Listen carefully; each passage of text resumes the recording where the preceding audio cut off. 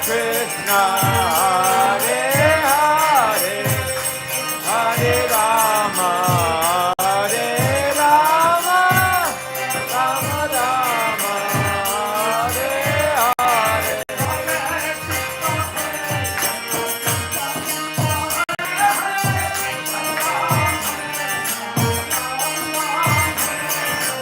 Hare Krishna, Krishna Krishna, Hare Hare, Hare Rama, Rama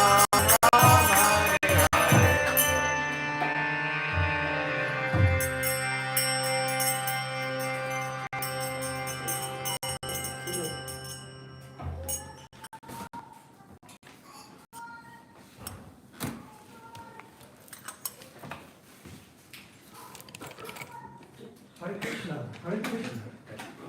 Thank you everyone for Kirtan. Welcome to Bhakti Center. This is Bhagavad Shravana. We meet here on Sunday mornings, 11 o'clock, take deep dives into the Srimad Bhagavatam, the Bhagavatam. And today, our special guest is Sri Prahlad Prabhu, just led Kirtan. My name is Yadanath Das. I'm in the role of Jenna, who normally hosts this. I seem to get the privilege of introducing you quite often. I'm starting to think that Jenna doesn't like you very much. I'm not saying it's for sure, but I think probably. Anyway, so glad to have Sri Prahlad Prabhu back. He's a renowned musician and teacher who grew up in ashrams in India and Australia. He actually signed with EMI Records when he was 12 years old. EMI Records is not the biggest, one of the biggest record companies in the world. He signed with them when he was 12 years old. For sure. And he was actually instrumental in, through his music, in freeing some devotees in Russia who were being oppressed, imprisoned, and tortured for their practice of bhakti yoga. So we all have a debt of gratitude to Sri Prahlad for that as well. He is currently a researcher, educator, and author.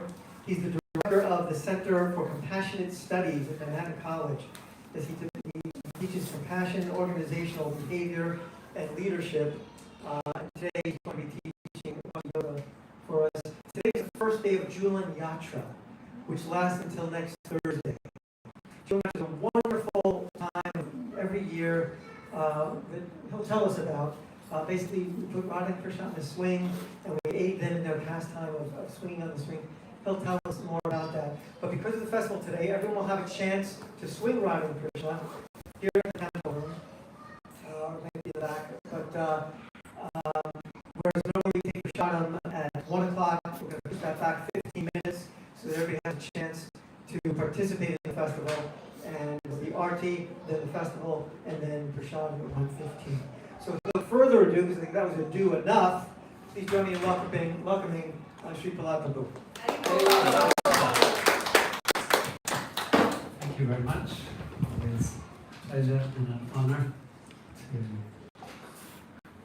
address the devotees here at Bhakti Center at Bhakti Center in particular.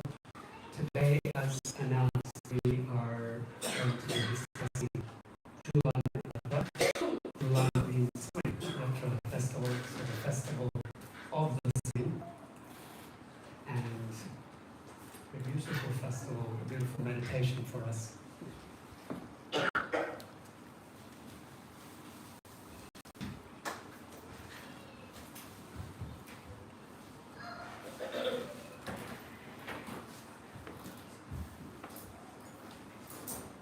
So the festival of Julan Yatra, it comes in the rainy season, the monsoon season in India. The month is Shravan, the season is Varsha. Varsha means rain. You might know Varshana as the place where Sri Radha lives, or she grows up with her parents, Rishabhan Maharaj and Kirtida Sundari. Is called Varshana. And the first ashram temple that I went through and moved into at the age of 4, just turning 5, was called New Varshana. Rosh Hashanah in New Zealand, also known as the land of the long white cloud, or Aotearoa, where it always rains. Rosh Hashanah means a rain of what? It's a rain of bliss, a rain of love. And so Sri Radha, she lives in Rosh Hashanah, where there is a rain of happiness constantly. And so this month is called Rosh Hashanah, the rainy month, the rainy season in India. So of course, the season is rainy season, the month is Shravan. Of course, we are familiar with the 4 season cycle. We are coming to the end of summer, we'll be entering fall. In India has 6 season cycle, so the additional seasons are the rain, as they'll be having now, and then the other seasons, their winter is divided into 2. There's the early winter, and then there's a colder, dewy season. So this is the rainy season. It is a time of joy and reunion. That's how it is traditionally portrayed in poetry and literature, and in customs and traditions, such as the Swing Festival. So even now, we are in New York at the end of summer. You might have noticed there's more rain. Have you noticed? Did you hear some thunder these past few nights, and maybe see some lightning, and perhaps the fragrances around are stronger with the rain entering the earth. I was walking in Central Park a couple of days ago, and the smell or the fragrance of the grass was so strong, and I hadn't smelled that for a long time. That's another story, but it was so strong, and it reminded me of an oil that they offer to the deities, kusha oil, from a particular type of grass, kusha grass. I could smell that just in the air. And so the cooler air, the cooler atmosphere at the end of summer is welcome. Sukadeva Goswami describes, this is Bhagavad Shravan, we are reflecting on the Bhagavatam. Sukadeva Goswami describes the rainy season in the 20th chapter of the Srimad Bhagavatam. He describes the rainy season and the autumn. For earlier devotees who joined the Hare Krishna movement and didn't have the 10th canto, then they were familiar, or they got their 10th canto from the Krishna book. And there it's called Description of Autumn. When you read it, it's the rainy season and the autumn as well. Perhaps the editors who were supporting Prabhupada in that paraphrase or summary study of the 10th canto, they also were familiar with the rainy season, so they went with autumn rather than the rainy season and the autumn season. So Sukadeva Goswami in this chapter, 20th chapter, such a beautiful chapter. I encourage you all to explore it. Maybe, as I mentioned it, you're very familiar, and already some ways coming to your heart. Sukadeva Goswami uses the description of the seasons as metaphors for also giving spiritual instruction. So he describes how, with the arrival of the rainy season, then the clouds have gathered in the sky, and it is most welcome.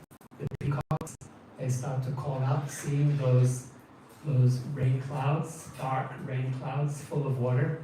Krishna is also called Sham Sundar. He has a darkish complexion like a rain cloud. And the peacocks, when they see Krishna, they also go, Keka, Keka. They call out because they see him as also like a rain cloud. They're reminded. And so the peacocks call out to the rain cloud. And Sukadeva Goswami says those rain clouds, they gather, and then they go and they just distribute all the water that they have, all of their opulence, all of their treasure that they have accumulated. They let it go, they release it to the parched land and the parched vegetation that has been dried and scorched through the sun. And Sukadeva Goswami says, in the same way, sadhus, saintly people, they have, they live to give.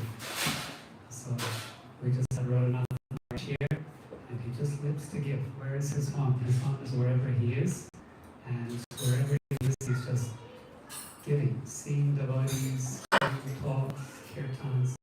And so Sukadeva Goswami says, you see these rain, he sees the rain clouds gathered over the sky in Vrindavan, and he's remembering these sadhus.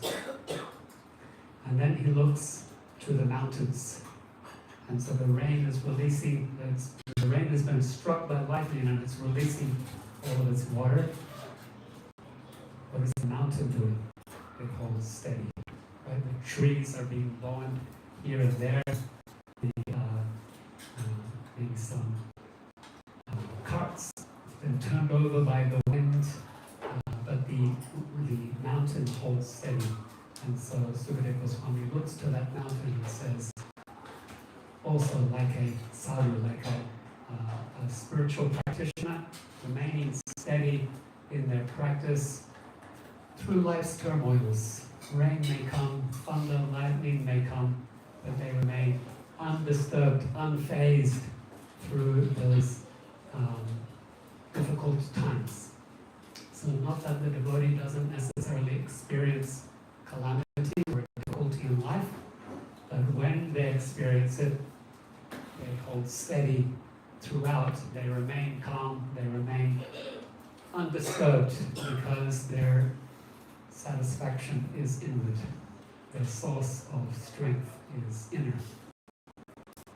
And then Sukadeva Goswami, he gives so many, I'm just going to give you a few of his beautiful metaphors. He looks at the ground and he sees that the rain has fallen and green shoots have appeared, emerald green, he says, and there are toadstools, so mushrooms, a red color, and there are different vegetation starts to appear in the ground. And then the paths, like, were there before they become obscured. And Sukadeva Goswami says, like our spiritual practice, the path of spiritual practice, if we don't continue to traverse it, it becomes obscured without regular nourishment.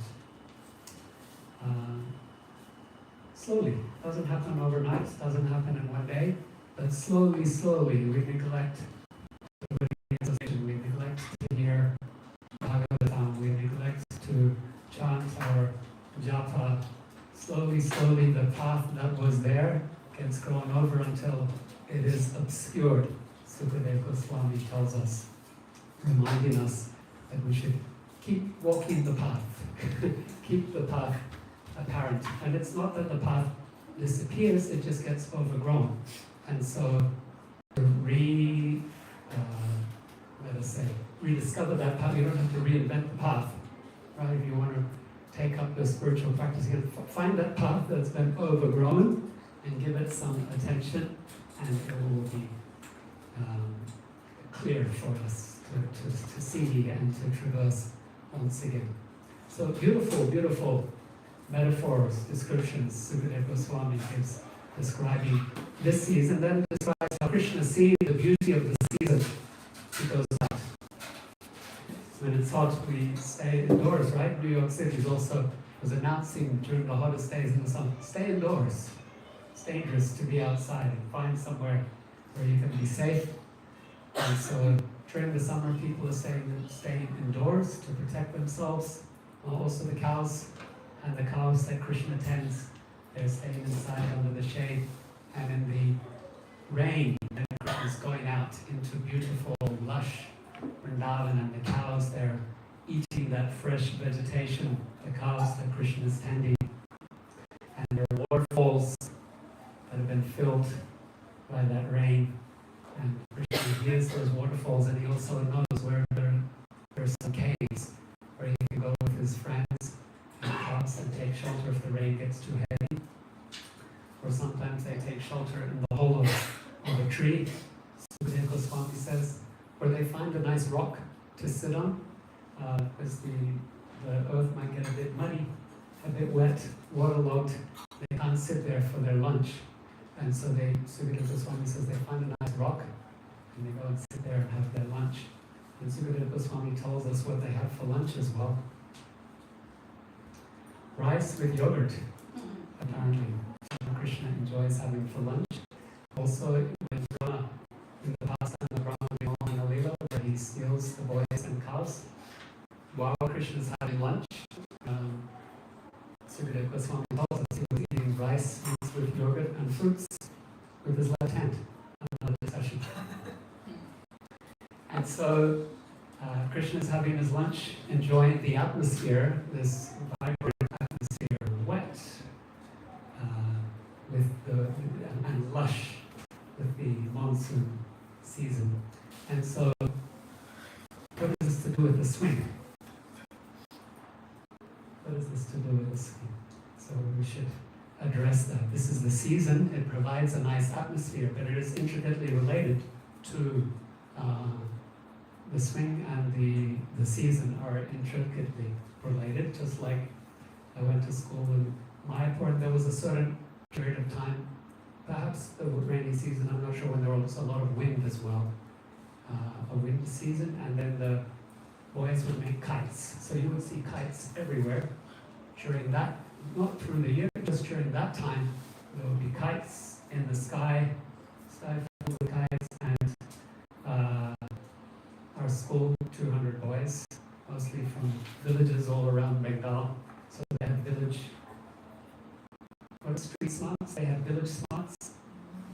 They made very elaborate kites, and they would do battle. So they would run their kite string through them boiled tapioca, and then run their kite string through to make a glue.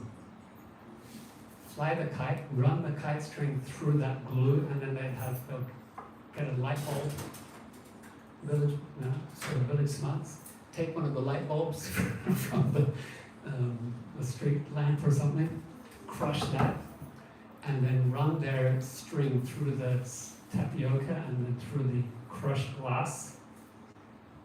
So you have like hundreds of meters, that's foot, hundreds of feet of this glass string, and then they fight with each other, get their kites to, maybe some of you have done this, get your kite string up against someone else's and yank it very hard and cut their kite out of the sky. So you would battle like this to be the last kite standing. I think you get to take the other person's kite as well if you can cut it out of the air. Seasonal festivity. So the season, the rainy season, it is associated with the swing festival. The swing, we should talk about the swing. So, not like a skateboard, as we have, like this plank with two chains going up. A swing in India is, you'll see them in homes today, traditional homes, you'll see a swing, not a skateboard that only one person can sit on, but like a bed, quite large, rectangular shape or square shaped, and 2 or 3 or 4 people can sit on that swing, usually with four ropes holding it, or chains holding it, or maybe 2 that connect it to 4. And it's very intimate. It's inside the house or on the veranda, or outside the home. And you can sit there and read or eat something, tell jokes, rest. It's a very relaxing, intimate exchange, loving exchange, to sit on that swing together with close friends and close family. It's not something that you do by yourself necessarily. It's something that you do with people. It's relational and intimate. Intimate relations are shared. Who sits on the swing with you? It means something. It means they're very close. Your close family, your beloved will sit with you, sit together on that swing and exchange that those relational dealings, intimacies And so after a hot summer, you get nice cool air, nice cool rain, put up the swing and enjoy swinging backwards and forwards and that nice cool air in nice relationship. Now the relational element should also be spoken of. It's a time of coming together again. During the summer, everyone stays in the house, and Krishna's coming out of the house to enter the forest. He's reuniting with the forest. Friends are also meeting again after a hot summer. We can go out again, we can visit family, we can travel, we can go on and to the next village or to a little further, not long distance travel, but short travel from one village to another and have those meetings, intimate dealings and exchanges, distant family members coming together again. And so that is the beauty and intimacy and relational element of the swing festival. It is a festival in the rainy season. In Vrindavan, this is celebrated with in all the temples. They will put up a wooden swing or a silver swing. Some temples more opulent, they will have a gold swing. I remember once I was in Jaipur, I saw Radha Govinda, full deity. We will not take big Radha Bolidar and put them on the swing. We'll have Chota Radha Bolidar on the swing, it's safer. But I've seen in Jaipur full Govinda Dev, full Abhishek, and then full swing as well. Yeah. So, very beautiful. So the swing will be decorated as well with, that's the season, rainy season, everything's lush and green. So the deities will be dressed in green. You might have noticed, probably wearing green. The pujaris will be wearing green. The temple room will be decorated with banana trees and new shoots, and some days the swing will be dressed in, decorated with corn as well, or corn ears. All part of the seasonality and its relationship to the temple as well. So the swing is something beautiful that is enjoyed in the season. As I said, in poetry and in literature as well, these things are associated. And in Vrindavan, that's offered to Krishna, because in Vrindavan everything is seva. So the beauty of the season and the beauty of that experience of swinging together in the monsoon in Vrindavan, that is something that is offered as seva. Vrindavan exists for Krishna's pleasure, and in Vrindavan everything is taken and offered for the pleasure of the deity. So if there is a swing to be enjoyed, then that will be taken to the deity. So you can go to every deity, all the main temples, and you'll see Radha Raman and Radha Gopinath and Radha Vallabh. They're all swinging these days, dressed in seasonal green and dressed in the local vegetation, green vegetation as well. By Radha Kund, so this is all seva that's being offered, but it's also practice for us. It's a sadhana, because these are Radha and Krishna's eternal pastimes. Radha and Krishna enjoy swing festivals, and we offer that to the deities for their pleasure, and we get to practice participating in their festival. David Haberman, a scholar and devotee, he wrote a book called Acting as a Way of Salvation. And deity worship is a type of acting as a way of salvation, because the pujaris are waking the deity, bathing the deity, dressing the deity, feeding the deity, and then celebrating the deity's birthday and celebrating all these festivals. So it's an enactment of Krishna's eternal pastime.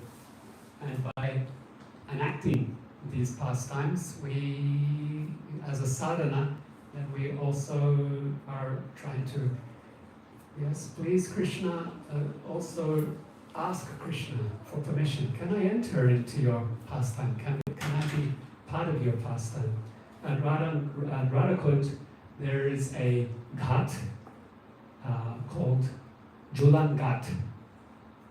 And that is a place, there is a banyan tree there. This is described in Govinda Lilamrita and of Krishnadas Kaviraj Goswami and Krishna Bhavanamrita of Vishwanath Chakravarti Thakur. At Julan Ghat, there is a great banyan tree, and under that banyan tree, there is a grand swing that Vrinda Devi arranges for Radha and Krishna's pastimes. And when Radha and Krishna go there, then their associates, the Sakhis, their girlfriends, they invite Radha and Krishna onto that swing.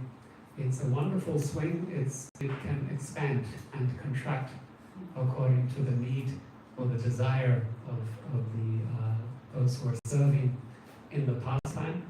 And so sometimes when it expands, then Radha and Krishna are seated there also with 8 gopis, for example, or sometimes with Lalita and Vishaka, sometimes with other gopis, sometimes it expands even further. And like the rasa dance, where each gopi experiences that Krishna is dancing with her on that swing as well, then the gopis experience that they are sitting with Krishna. But otherwise, Radha and Krishna are the focus, but Radha also wants the others to experience that closeness with Krishna as well. And the focus of the Sakhis and their maidservants is Radha and Krishna's pleasure, or whatever brings them pleasure. And they push the swing back and forth, and as the swing goes higher and higher, Radha sometimes becomes afraid and holds on to Krishna, and that gives great pleasure to all of her friends, who then slow the swing down. Also, they see Radha's a little afraid, they slow the swing down. And so then, but then after some time, again, higher and higher and higher, again Radha is perturbed. She holds Krishna tight. So it is arranged by their friends as such that these relational experiences are being relished by Radha and Krishna in this way. So that Radha swing, that is a regular feature in their pastimes. Even, so you might say, throughout the year, in fact, at around noon, those swing pastimes take place at Radhakund, at Julan Ghat. And then you might say, well then what happens to the season then? Are they performing the pastime out of season? And the answer is no. That forest in that area, because Vrindavan is transcendental, all 6 seasons can be manifest throughout the year. So that forest is called something like Varshavan. It is the monsoon forest. And so that it remains perpetually, or as desired by the Vrinda Devi, it remains a monsoon forest for Radha and Krishna's pastimes, through the swing pastimes through the year. There's a beautiful story told in Vrindavan of how once during this time, this season, the monsoon, Radha was in Yavat. So that means she's at her, where? The home of, in Yavat, of her in-laws. So she's in Yavat and she sees the seasons changed. Jai Shri Shri Radha Mulidhar Ki Jai.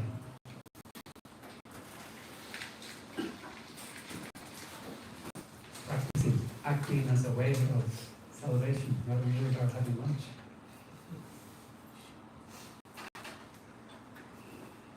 So Radha's in Yavat and she sees the summer has come to an end, and we have entered into Shravan, and the season of Varsha has arrived, and she's on her rooftop or on the terrace looking out, and her friends, Lalita, Vishaka, they notice that Radha has tears in her eyes. And they ask, what is it? Why are you crying? And Radha says, the monsoon is upon us and I haven't received any invitation from home. I haven't received a message from home. My father, my mother seems to have forgotten me this year. My brother Sridham should come soon with a message, but there's nothing. And so they console her. No, they haven't forgotten you. Don't worry. Surely news will come soon. They sent a message to Prashana. What's going on? And so when Kirtida heard that Radha was feeling this way, she sent Sridham, that's Radha's brother, with all kinds of gifts and sweets and an invitation. Please come home for the swing festival. It's a festival also called Tej at this time. And so when Radha saw her brother Sridham arrive, she was delighted. Her face became bright like the full moon. She inquired of everything at home in Varshana, and soon afterwards she and her friends were on their way to Varshana, where they would stay for some days over this period of this swing festival. And so arriving home, Radha was greeted by her parents, Rishabhanu Maharaj, Kirtida Devi, and then she asked about the swing festival. And they told her that Sridham has arranged a beautiful swing at Chandra Sarovara. Tomorrow you can go with your friends and swing there. And so, meanwhile, Krishna, he heard Radha is in Varshana and she will be swinging at Chandra Sarovara. And so he became agitated, concerned. How will I also join in that festivity of the swinging at Chandra Sarovar? He said, Madhumangal, you're a Brahmin, you figure it out. What are we going to do? How can we do this? So Madhumangal, he made some inquiries, gathered some intel, and he found out that there was this is a traditional Braj tale, you won't find it in the Bhagavatam, it's a story that's told in Vrindavan.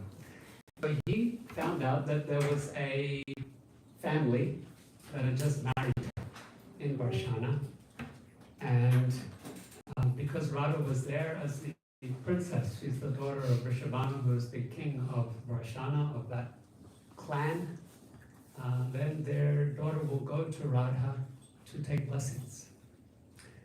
The bride, the daughter-in-law, who's just married into the house, she will go to Radha to take blessings during the swing festival.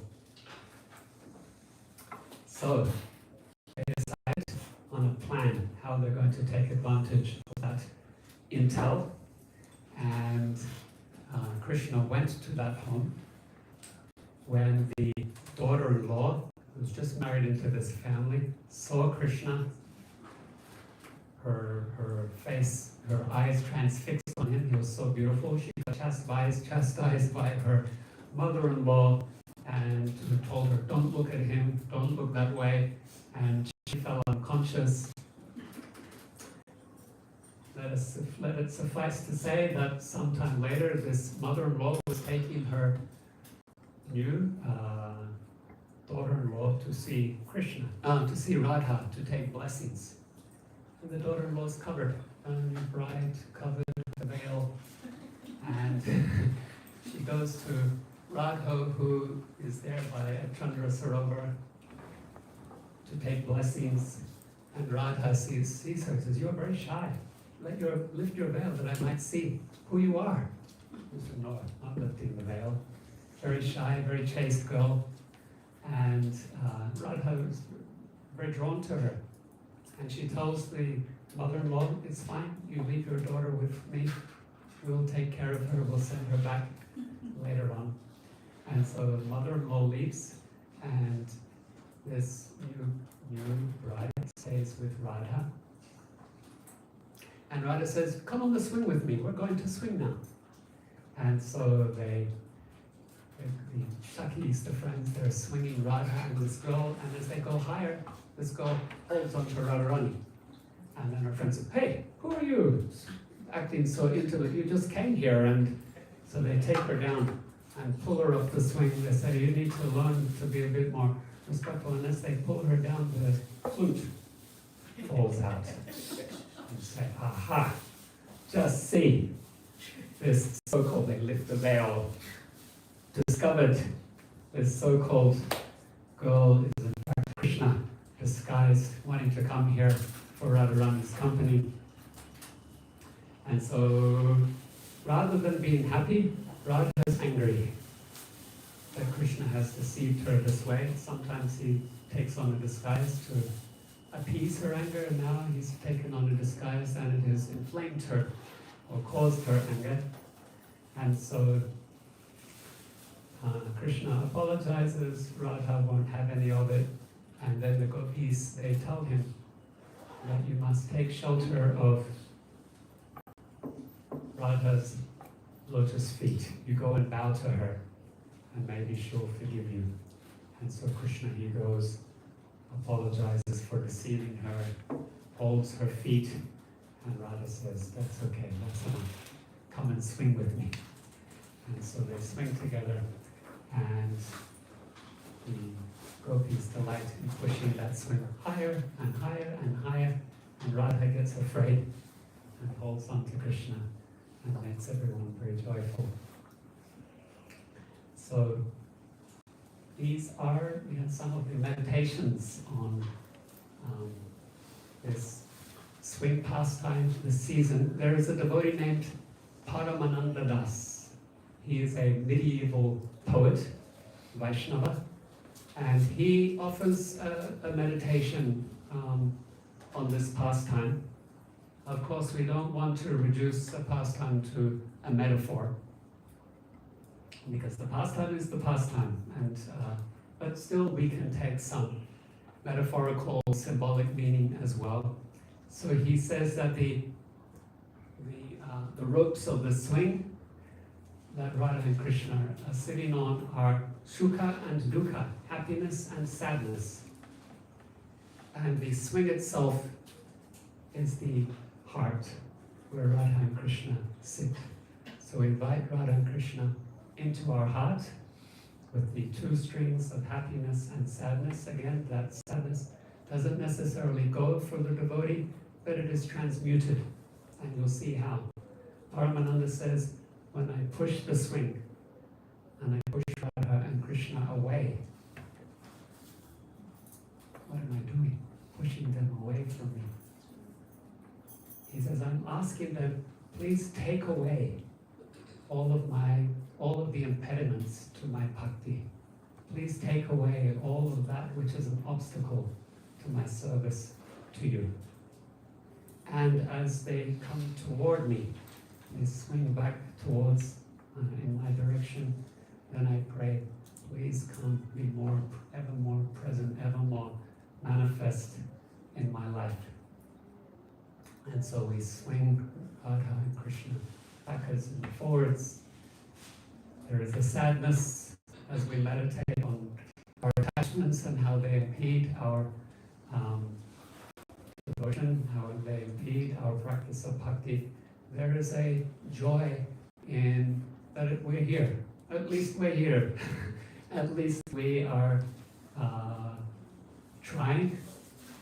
We're showing up, and we are grateful that we have received the treasure of bhakti, that we have received the treasure of devotional service by the mercy of Srila Prabhupada and our spiritual masters and the devotees. And sadness and happiness, these are the sadnesses and joys of the devotee in spiritual life, along with these prayers. Please remove that which is an obstacle and bring me every day ever closer to you, ever more conscious of you in my life. So these are some reflections on Julan Yatra. I will leave some time now for any comments, questions, reflections. We have some time so we can explore anything that's come up for you. Yes. When we hear about Sukadeva Goswami and these different people speaking about the pastimes and their reflections on it, is it a meditation that they have done on this and then they're telling us?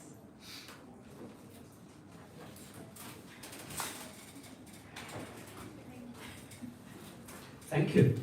So when we hear the descriptions from Sukadeva Goswami and others, is this their meditation? And I will answer by saying yes and more. So some pastimes they are revealed to devotees in their time. Other pastimes, they are ancient descriptions that have been passed down, and they are described as first-person accounts of actual events. Is that what you're asking? Yes. Yeah. So they're described as accounts of actual events, historical, that have taken place. And then other pastimes, they are revelations that appear to devotees in their meditation. And so we get both accounts. Srimad Bhagavatam, it was written by Vyas. And it was written by Vyas not as his own composition, but he was instructed by Narad Muni to write it, and then it was, and then he meditated, and he had a vision, a revelation, and he knew what to write or how to write it. But what he wrote is never described as his original composition as such. It's described as something that he received from Narada Muni, but also in his meditation. And then, but it's also Narada Muni received the instruction from Rama, who received instruction from Vishnu, from Krishna himself. So Krishna, Brahma, Narada, Vyas, and then Vyas is the father and guru, both of Sukadeva Goswami. And it is said that he taught the Bhagavatam to Sukadeva Goswami. Sukadeva Goswami, and then from there it continues to be told. And every time we tell the pastime and hear it, we're also having revelations, right? We're also seeing something as we speak and as we hear. Something is being given to us also in our consciousness and our realization as a revelation as well. Does that answer your question? Yeah, thank you. So some pastimes, I'll just summarize again. Some pastimes are very old, very ancient, and then others are more composed 600, 500, 400 years ago by different saints, and that'll be on account of a revelation in meditation. They're not less real. Yeah. Thank you. Any other questions, comments, reflections on Julan Yatra? I have one comment, one question. Please. Excuse me. I like when you talked about pushing them away. It's very charming, you know, and feeling like, why am I pushing them away from me? But it's like the blink of an eye, you go away and then back. Right. And they come. It's very sweet.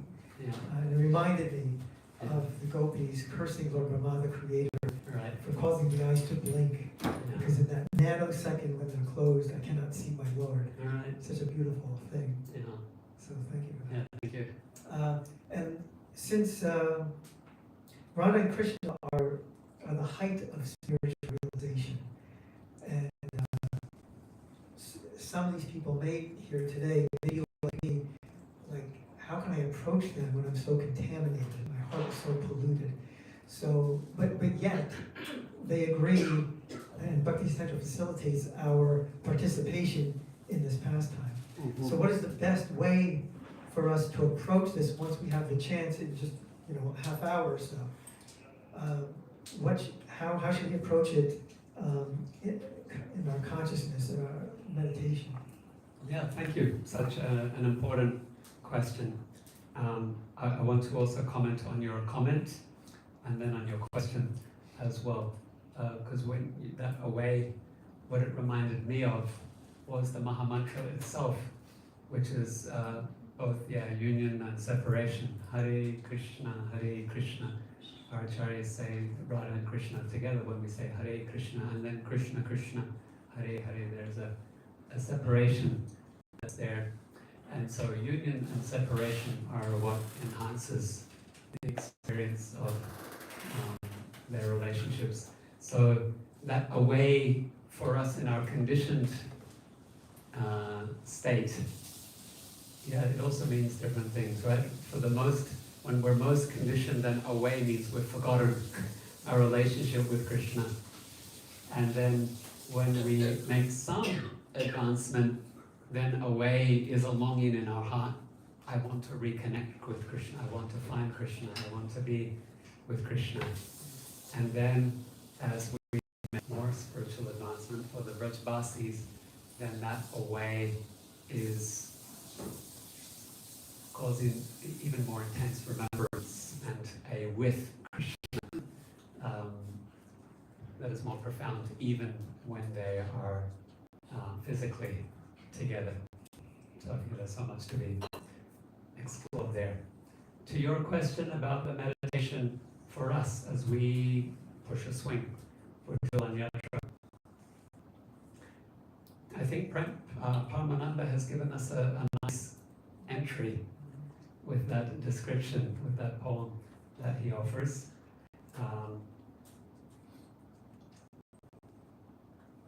But thank you for reminding us that we will be pushing the swing now. We will be seeing Radha Muralidhara on that swing, and don't just think of it as something that we're doing here in this place. This is a kind of a portal,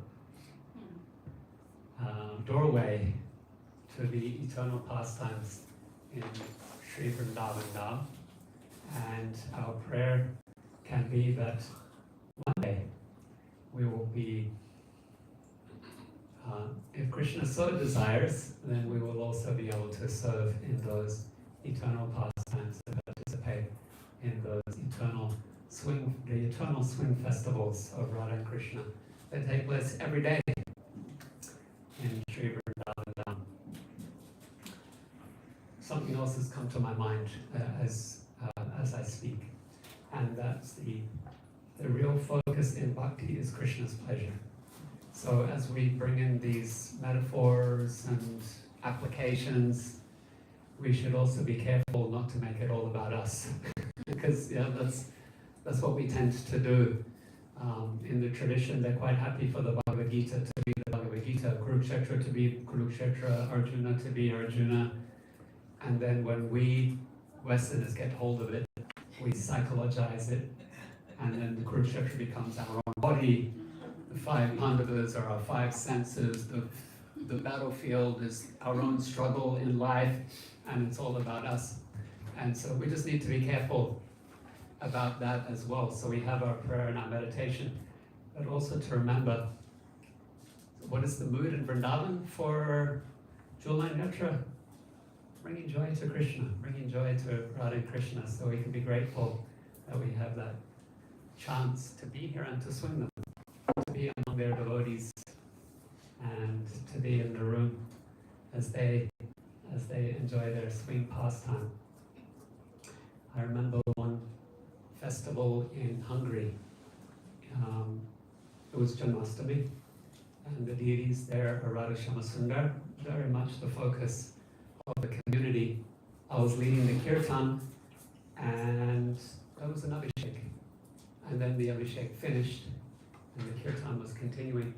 And Shivaram Maharaj, who leads the community, was dancing. And he was like engaging all the devotees and dancing backwards and forwards, and I'm leading the kirtan, and I was watching him leading all the devotees, and I really had a strong feeling that he was, you know, like a parent wants their kids to have a really good time on their birthday. I really had the strong feeling that he wanted Radha Shyam to have a really good day, to have a really good time. And so he was orchestrating the dancing of the devotees really for them, for Krishna, to enjoy his birthday, to enjoy that day. And so as we swing the deities, yeah, Radha Muradhar, enjoy your swing. Enjoy this festival. And then we can bring our own prayers and meditations as well. Take away the impediments, let my attraction for you come nearer and grow more and more in our hearts. Sometimes we might wonder why Prabhupada didn't bring out more of these practical applications for Janmashtami and Radhastami. He just celebrates it and describes it as a day.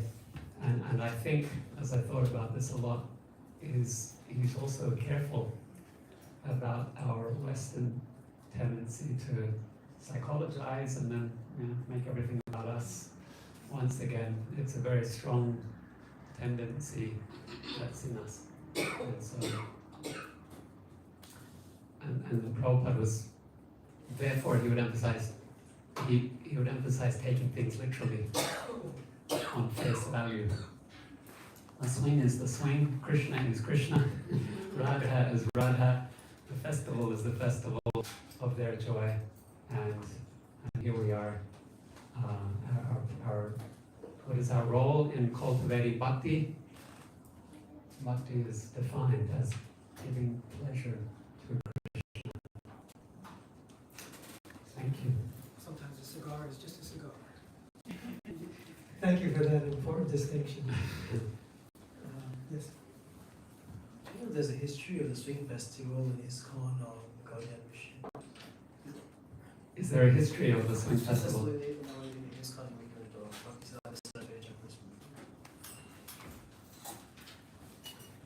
Good question, and I don't know the specifics. What I do know is that Prabhupada told his disciples to study the deity worship in Vrindavan and to learn from that. And so the festivals that are celebrated in Vrindavan's temples are also festivals that we celebrate. That's the closest that I can offer you as a history. Govardhan Puja, Janmashtami, Radhastami, Balaram Purnima, these are all Vrindavan festivals. And Prabhupada lived in Vrindavan. There's a beautiful speech given by the Brajvasis when it's in the Prabhupada Lilamrita. When Prabhupada is either leaving Vrindavan or comes back after his preaching, and I think it's when he comes back and he brings his disciples, and there's a gathering at Radha Damodar temple, and the mayor of Vrindavan speaks, and he says, Bhaktivedanta Swami, you are a resident of Vrindavan, and you have gone out and taken Krishna, our Krishna, and fed him with the world, and now you have come home and you have brought people from the world to see Vrindavan. Very beautiful. So Prabhupada is a resident of Vrindavan, and he told and he lived in Vrindavan's temples, particularly Radha Damodar, but there were another temple where he lived as well before Radha Damodar. So he was very attuned to Vrindavan's traditions and festivals, and he brought that to us. So specifically how Julan Yatra is celebrated in the Gaudiya Math, I don't know. I didn't know I lived in Mayapur. I don't remember. What I can tell you is that it was a big to-do, Julan Yatra. Like the whole community got very excited about it. I told you about our school with 200 boys. And so Julan Yatra wasn't just at the temple, in the different dorms. Boys would be putting on swings as well and putting pictures of Radha Krishna or deities, or I had a friend, and we invested money and we bought sweets and we had a swing for Radha Krishna. So my feeling is that it was a big celebration as well. And Prabhupada's also from there. So I'm guessing the Gaudiya Math must have a significant Julan Yatra celebration, but I can't give you more than that. An interesting question. Looks like we only have time for about 27 more questions. Anybody else have a comment or reflection? Question?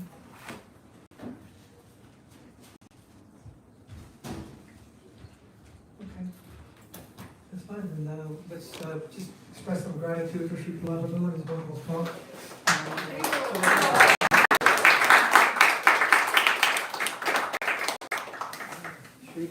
Sri Prabhu ki jai. Thank you. So the next phase for the morning is Arti. So we just clear the space of cushions, we'll take chairs out, and we will witness and participate in the worship of Sri Sri Radha Damodar. Again, that will go to about 12:45. At which point we will open the wall here, I believe, and participate in the Julan Yatra itself. And then Prashadam, or sanctified vegan feast, will follow after that. And we'll be happy. Thank you. Thank you.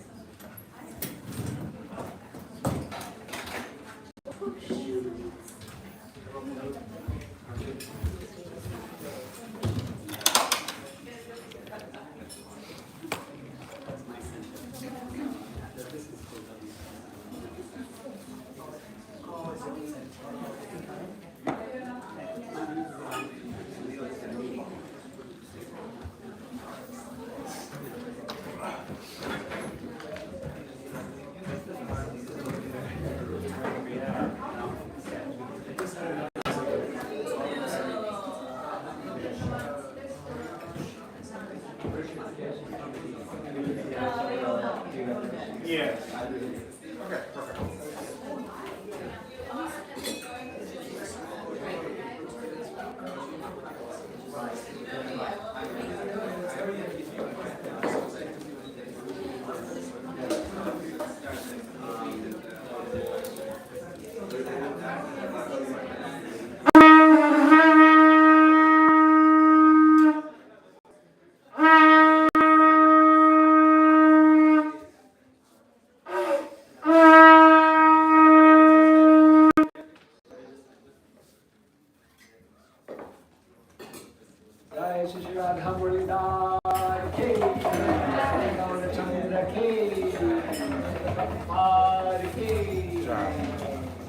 Jai Gaur Premanandi.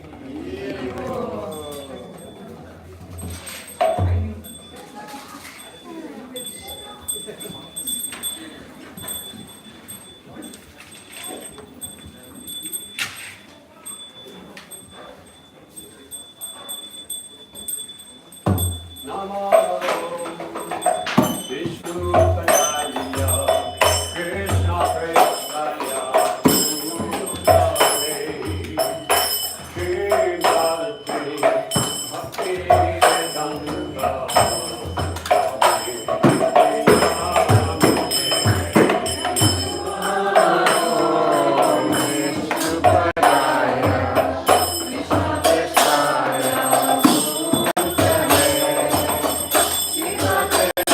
Krishna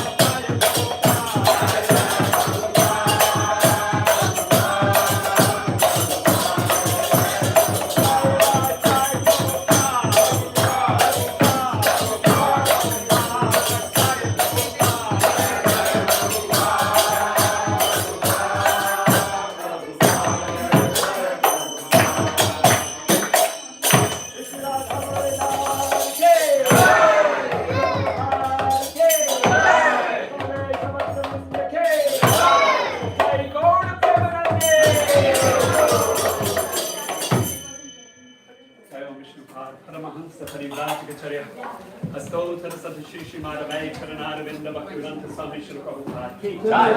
Shri Krishnaathan Bhattaragana Shri Jigapal Bhattaras Raghunath Sarvasami Prabhupada ki jai. Shri Krishna Chaitanya Prabhu Nityananda Shri Advaita Gadadhara Srivasadi Gaura Bhattavinda ki jai. Shri Shri Radha Krishna Gogo Bhagavinash Makundra Thakur Giri Gopahardhan ki Yamuna Devi ki Yamuna Devi ki Bhakti Devi ki Tulsi Maharani ki Nam Sankirtan ki Maya Pranavadip Dham ki Rajabhumi Shri Vrindavan Dham ki Shri Shri Radha Muralidhara ki Shri Julanyatra Mahotsav ki Samaveta Bhaktavinda ki Itai Gaur Premanandi. Glory to the assembled devotees. Glory to the assembled devotees. All glory to the assembled devotees. All glory to Shri Shri Rupananda. Glory to Srila Prabhupada.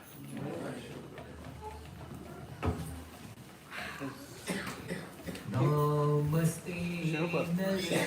Very short. Very short.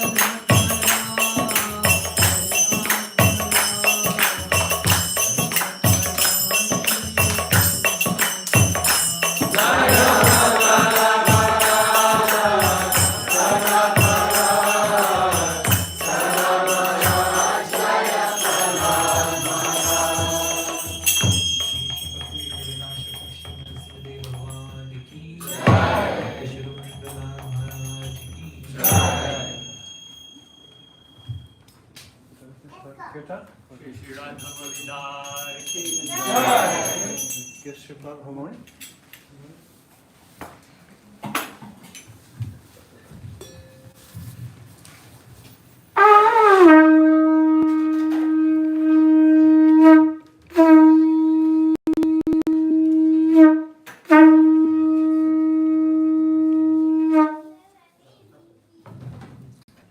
We're going to sing a melody that I was singing earlier. Andrew Prabhu says this is the monsoon raga.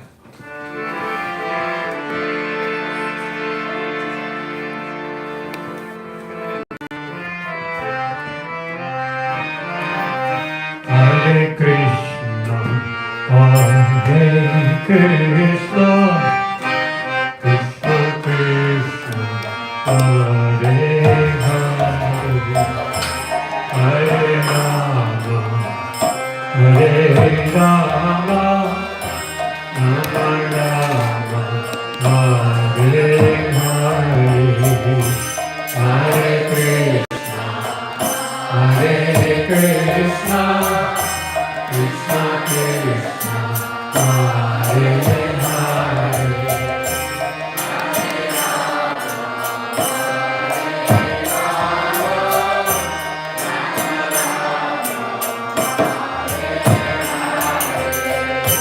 Hare Krishna, Hare Krishna, Krishna Krishna, Hare Hare, Hare Rama, Hare Rama, Rama Rama, Hare Hare.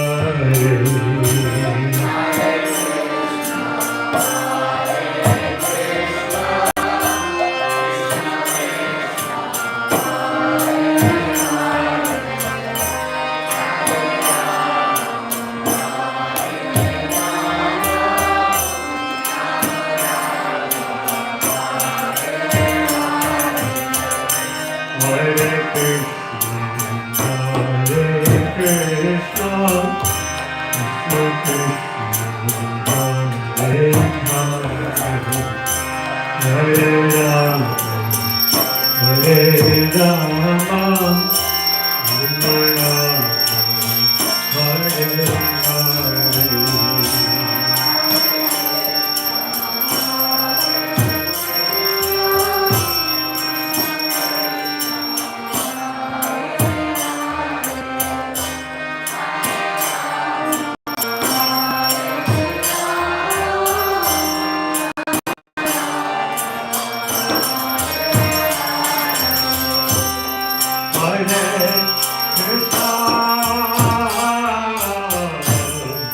Hare Krishna, Krishna Krishna, Hare Hare, Hare Rama,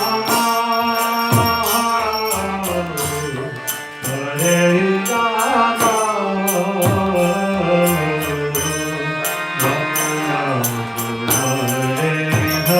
Rama Rama, Hare Hare.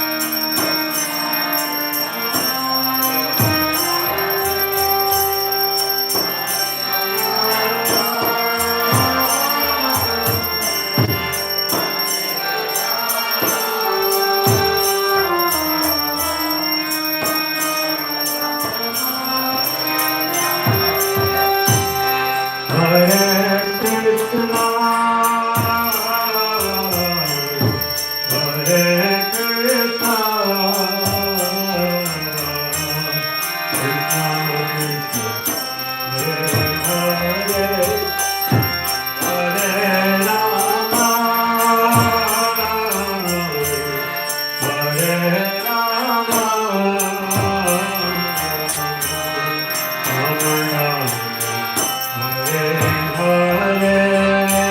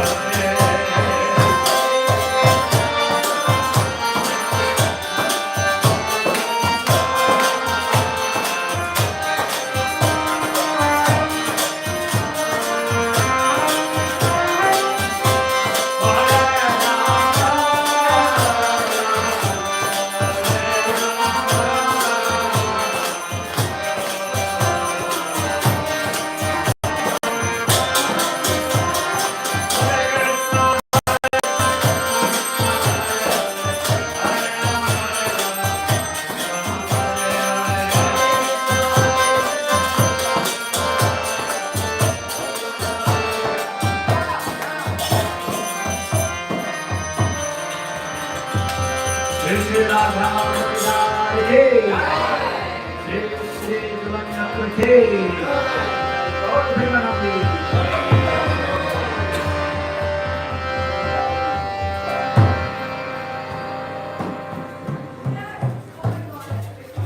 Jagannatha Ki Jai! Thank you all for coming to Madhuri Shravana today. Special thanks to Shri Prabhu Ki Jai! Leading us through Kirtan, at the beginning, and yes. And then also giving a wonderful class, and finishing up with a wonderful Kirtan again, sacrificing his own swinging event. But you have another chance, Prabhu, and we all have another chance, because it's not a one-day festival. This festival lasts 4 or 5 days. So every day from now until Thursday, we're gonna have Jom Yatra, and we can swing Radha Krishna again. And most days, weather permitting, will be on the roof, which is a beautiful, different experience than doing it here. It just adds another texture. So please come back every day if you can to swing their lordships. One thing I didn't mention when I was introducing Shri Prahlad, unbelievably enough, was that he's one of the executive directors of Bhakti Center. So he's got so much other stuff going on, I failed to mention the one that's staring you right in the face.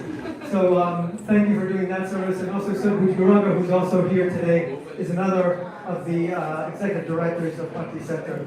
So the last day of the Julan Yatra Festival is Thursday, and that's also Balaram Jayanti. So it's the appearance day of Lord Balaram, Krishna's elder brother, and there will be a festival that evening, a whole big festival with special guest speaker Gauranga Prabhu, who many of us know and appreciate very, very much. And then Janmashtami, the appearance day of Lord Krishna, is right on the corner on Friday, September 4th, and that will be followed a week or so later by Radhastami, the appearance of Radha. So the festivals just keep on coming. And it's a wonderful time for all of us to get together and have a wonderful time.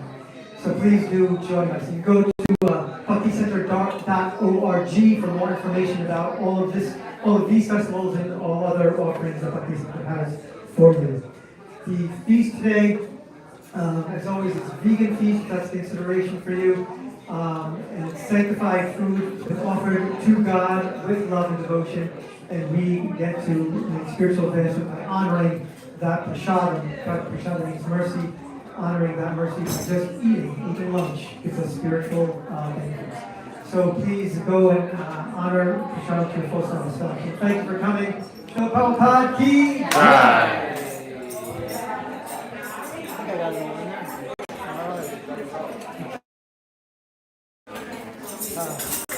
Thanks so much for doing these regular.